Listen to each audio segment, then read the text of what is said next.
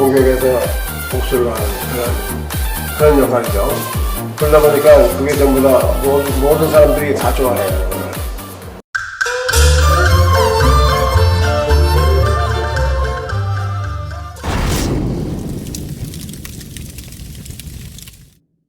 Hwang Jang-Lee.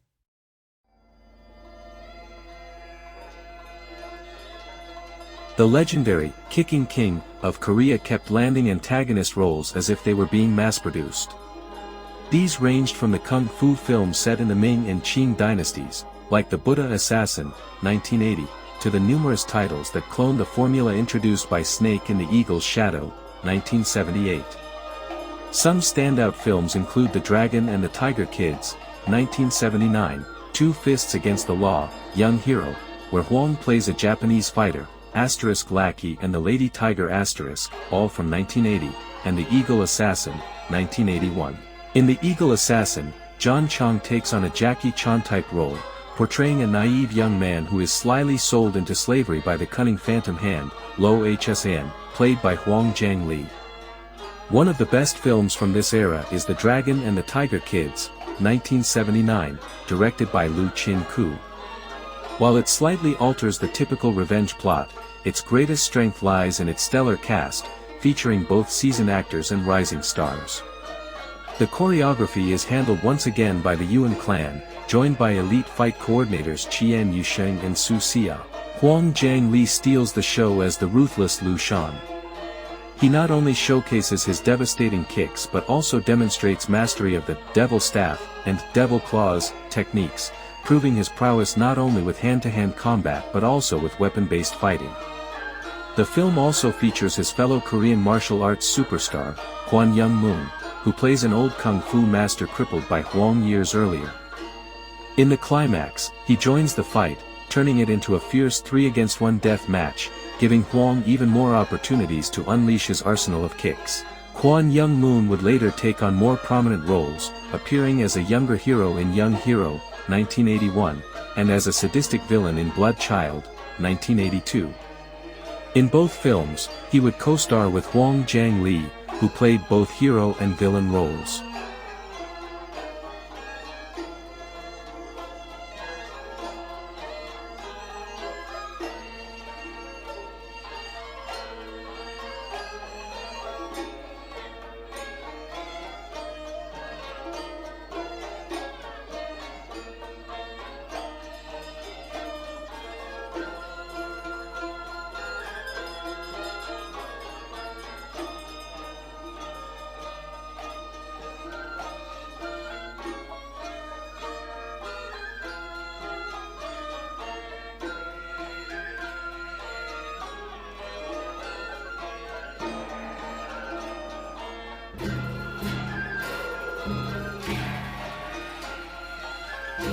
The Eagle's Assassin stands out for its uniqueness, although it bears a strong resemblance to Snake in The Eagle's Shadow and The Drunken Master.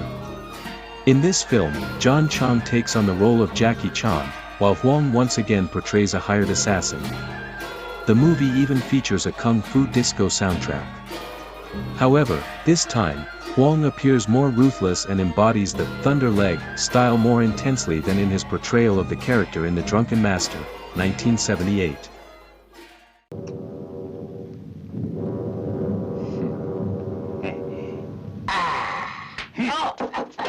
What's wrong with you? I got you now. Mr. Lowe.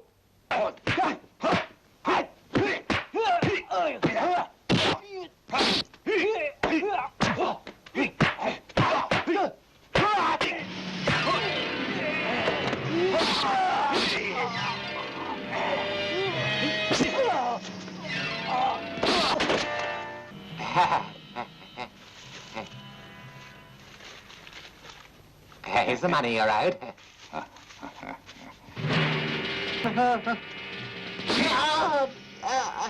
You're dead.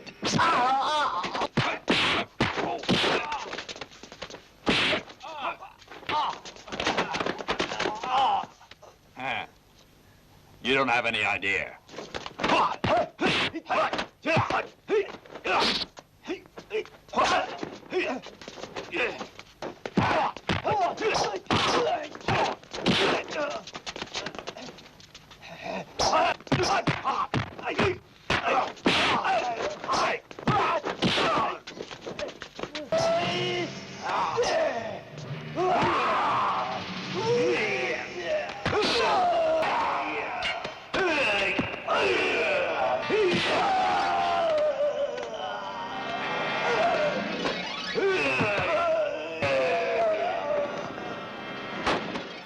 The Ring of Death, 1980, is another seasonal film that might feel a bit disappointing due to the limited presence of Hwang Jang-Lee. Starring Cliff Locke, the movie features script elements that bear similarities to Dance of Death, 1976, and The Strange Couple, 1979. The iconic boots of Master Hwang barely make an impact until the climax, where he engages in a battle atop the main setting. A similar plot device was used much more effectively in The Superior Dragon in the Shaolin Tower, 1980. In this film, Hwang plays a Russian army fighter, delivering a masterful portrayal of a conventional villain for the final 30 minutes, until he is ultimately bested by the rather unimpressive Cliff Locke.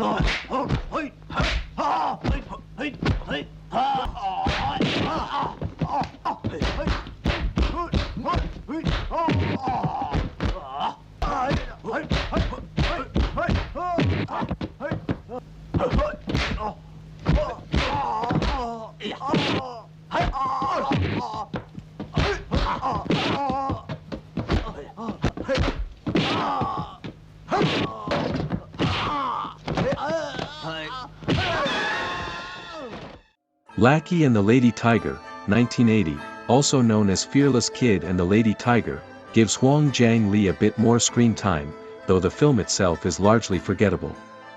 Aside from Hwang's presence, its only notable feature is the rare lead role given to Mars, Xing, who typically plays supporting characters. The movie is yet another dull imitation of Snake in the Eagle's Shadow, 1978, packed with overly long and irritating comedic antics. It even reuses the trope of a naive student unwittingly revealing his master's location to the villain intent on killing him. Hwang Jang-Lee only appears after nearly an hour of runtime, portraying a former prisoner who has spent a decade behind bars for theft, kidnapping, and murder. Once released, he sets out to track down the kung fu master responsible for his incarceration.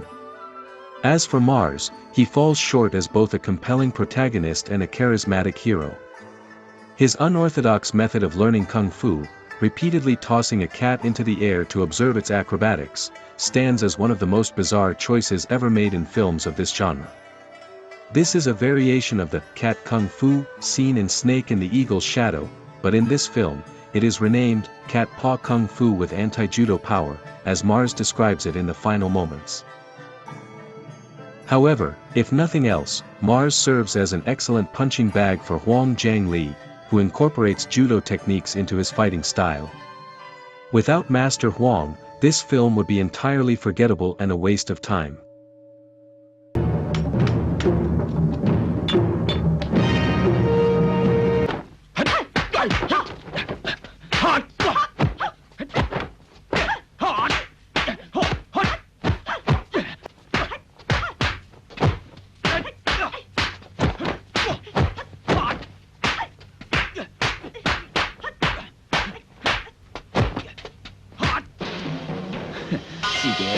呢10年間我冇白費到。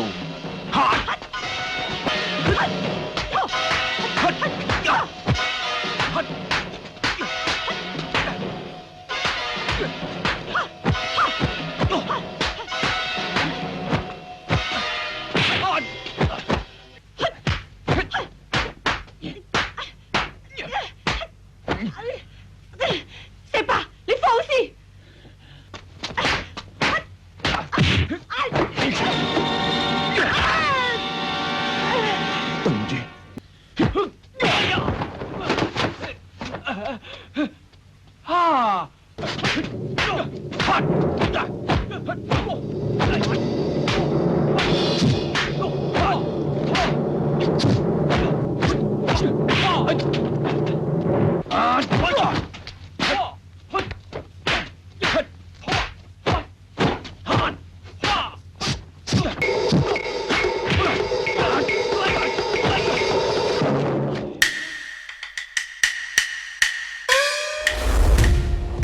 Hwang Jang-Lee had relatively few opportunities when playing a hero, although he excelled in those roles just as well.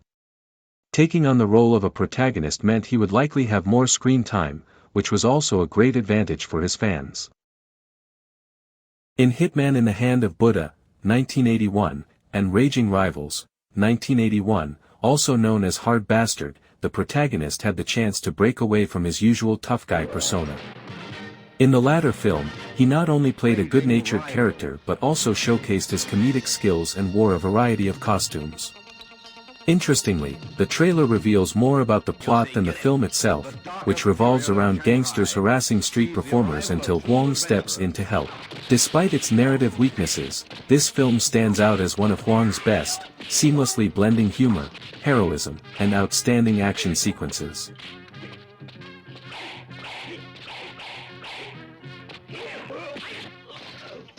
Raging rival. Get the hell out of here.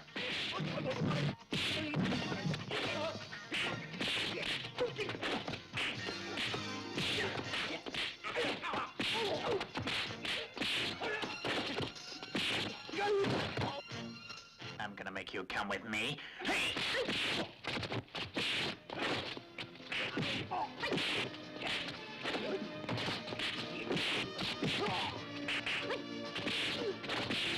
When Shanghai was a den of thieves, gangsters versus gangsters.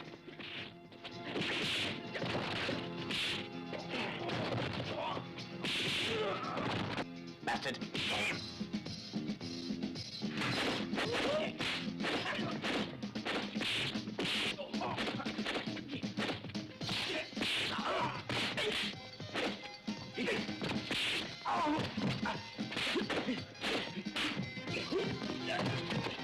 Only two men could stand tall in Shanghai.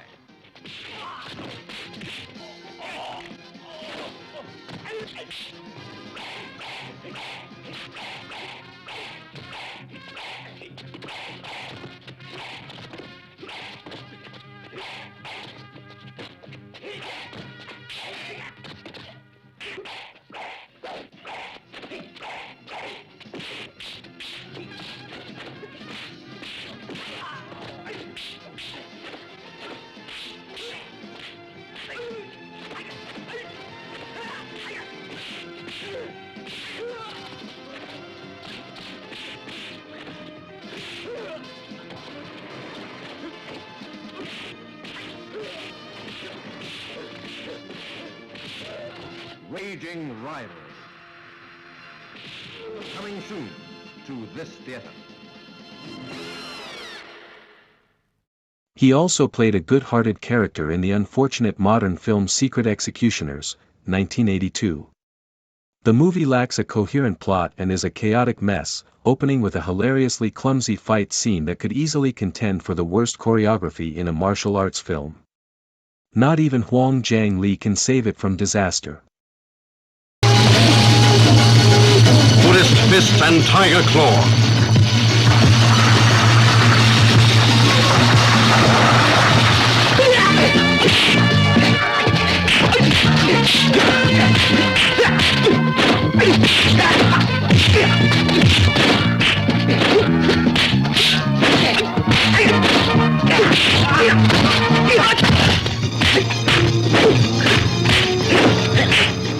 The reappearance of a missing treasure map leads to a storm of tempestuous bloodshed throughout the land.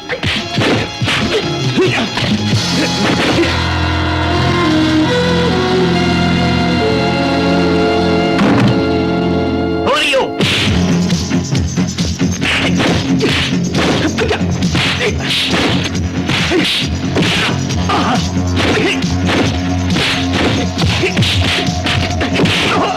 There are too many greedy men after this piece of valuable paper, and some of them must die.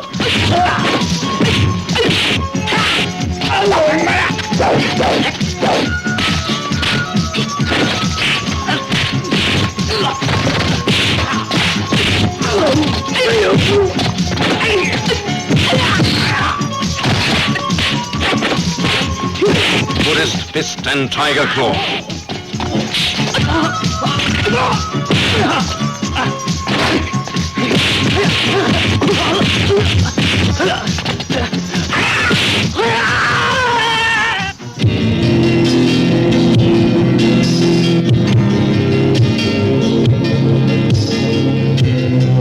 Put this thing away. It's not for fun.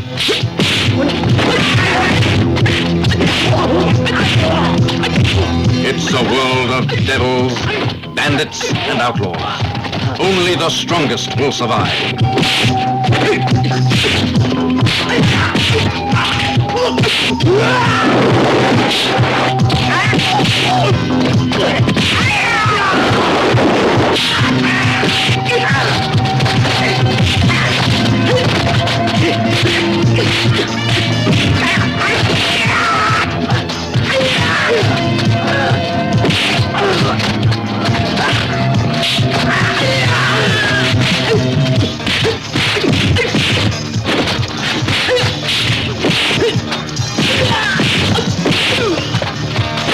Non-stop action in Buddhist Fist and Tiger Claw. Coming soon to this theater. But don't miss the fight choreography that opens the film. See and judge for yourself.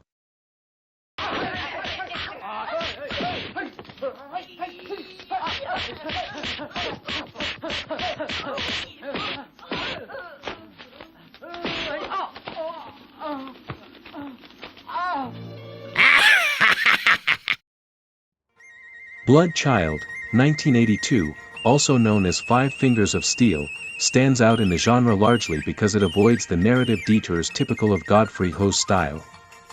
Although Hwang Jang-Lee does not have a constant presence in the film, his physical prowess is evident in scenes where he crushes coconuts and practices gardening in an unconventional way, by delivering powerful kicks capable of knocking down trees.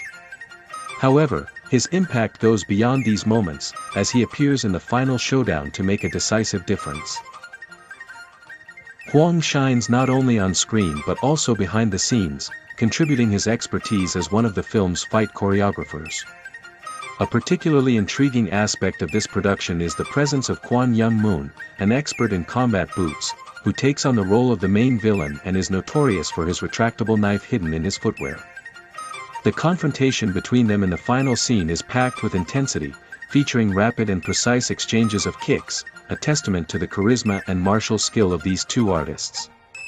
Undoubtedly, this climactic battle is one of the most electrifying in the genre.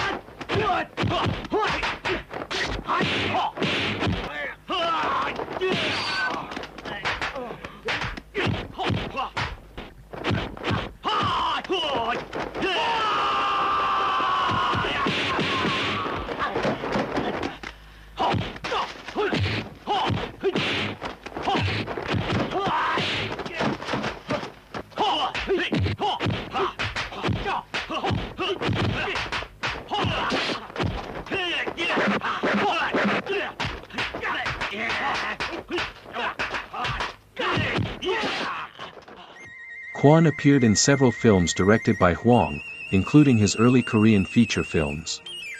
A couple of years before Blood Child, these two martial arts experts switched roles, so to speak, in Young Hero, 1980. Kwon played the hero, while Hwang Jang-Lee portrayed a fierce Japanese fighter who roamed China, destroying any kung fu school he encountered. Kwon was an imposing figure in his own right and joined Shaw Brothers before Hwang Jang-Lee, who followed shortly after. He is also known for being Sylvester Stallone's martial arts trainer and a friend of Muhammad Ali. Notably, the fight between Hwang and Kwon Young-moon in Young Hero is much longer and more extravagant than in Blood Child. However, the battle in the latter film is arguably more intense, considering Kwon's character, a brutal villain responsible for heinous acts throughout the movie. Both films and their final fights are worth watching. Additionally, Hwang's Japanese fighter, who constantly criticizes Chinese kung fu, is a fairly standard cinematic villain. In contrast, Kwon's antagonist in Blood Child is far more developed and infinitely more sinister in both of their on-screen duels. They also exchange blows in Dragon and the Tiger Kids. Chia Po also directed Young Hero, and, as far as I know, it remains his only directorial credit.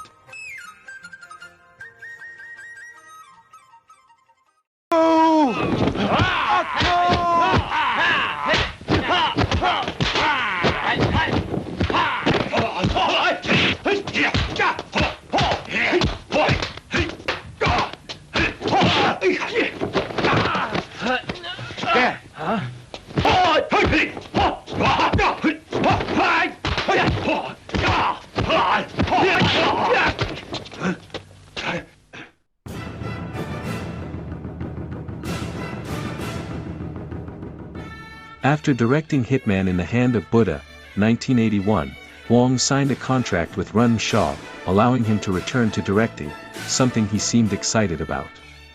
Production for Kid from Kwangtung, 1982, initially titled Chin Na, a martial arts style focused on joint locks, was already underway. This film marked Hwang's debut with the Shaw brothers as a co-star. After years of hard work in small but profitable independent films, Korea's supreme kicker had finally joined a major studio, even though Shaw Brothers was in decline at the time. This project reunited Hwang with Chong Chin, known for his role in Flag of Iron, who had previously supported him in Young Hero, 1980, and several other independent films where Hwang typically played the main antagonist. Additionally, Kid from Kwangtung paired Hwang with leading actor Wang Yu, a well-known performer who never quite reached superstar status like Chen Quan Tai or Fu Sheng. The two got along well, and Hwang even considered casting Wang Yu as the protagonist in his directorial debut with the Shaw Brothers.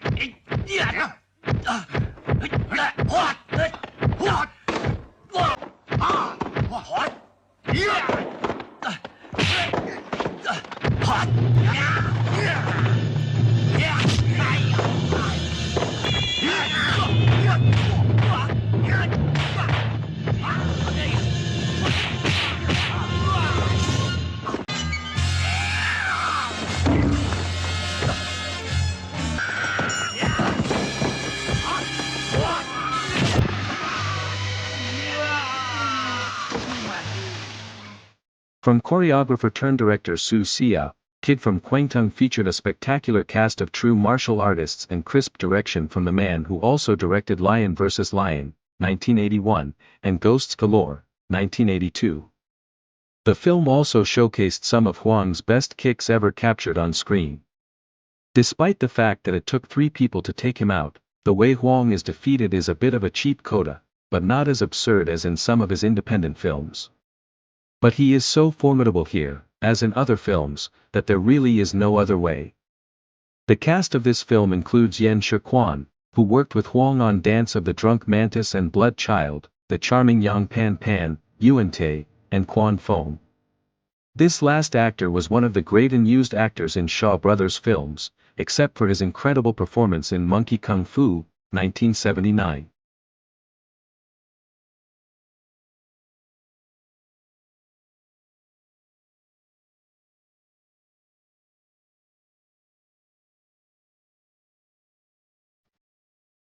After completing some preparatory work in the previous 2 months, production for the film, with the provisional title Bloodshed in Gold Town, was scheduled to begin in October 1982.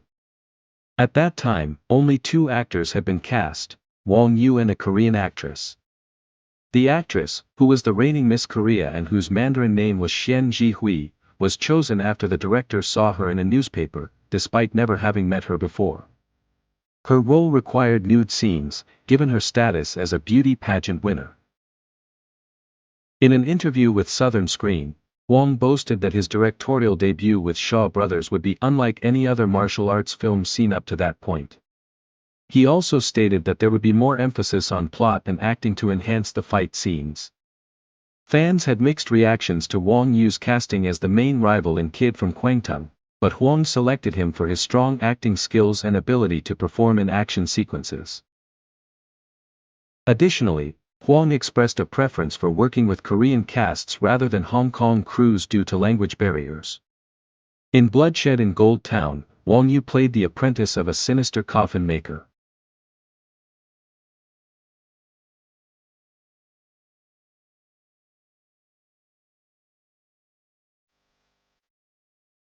Unfortunately, for unknown reasons, this production never got off the ground and was abandoned. Possibly the casting Hwang wanted fell through.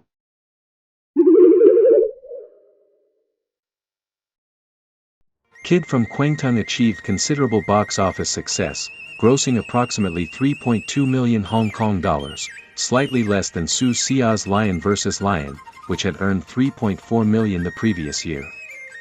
Hwang Jang-Lee was initially set to appear in Su's next film, Ghosts Galore, 1983, portraying a role similar to the disposable evil wizard he played in the hit Ninja in the Dragon's Den, 1982. For years, rumors have circulated about Hwang Jang-Lee's sudden departure from Shaw Brothers following an alleged dispute with Mona Fong.